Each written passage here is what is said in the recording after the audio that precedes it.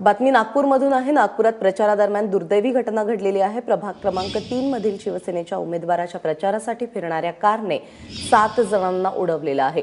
यामध्ये आसिया ताज मोहम्मद या 6 महिन्यांच्या चिमुकलीचाही समावेश आहे, तर 60 वर्षांच्या महिलेचा मृत्यू झालेला आहे। रजत वशिष्ठ आता आपल्याबरोबर आहेत। रजत, या सगळ्या संदर्भात आता काय अपडेट आहेत आणि पोलिसांनी या संदर्भात कोणावर गुन्हा दाखल केलाय का?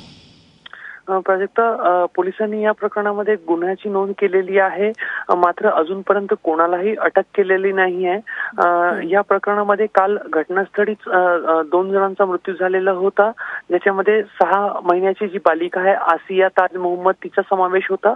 सोबतच 60 वर्षाची एक वृद्ध महिला जी आहे तीही घटनास्थळावर दगावलेली होती। मात्र इतर 5 जण जे जखमी आहेत त्यांच्यावर मेयो रुग्णालयामध्ये उपचार सुरू आहेत। त्यापैकी 3घांची स्थिती जी आहे ती गंभीर सांगितली जात आहे। दुसऱ्या बाजूला घटनेनंतर घटनास्थळावर प्रचंड तणाव झालेला होता।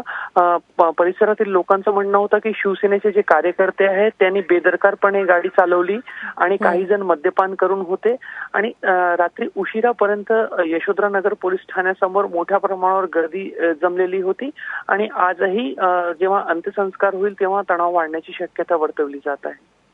प्राजक्ता, रजत, तुर्तास धन्यवाद या सगळ्या सविस्तर माहितीबद्दल।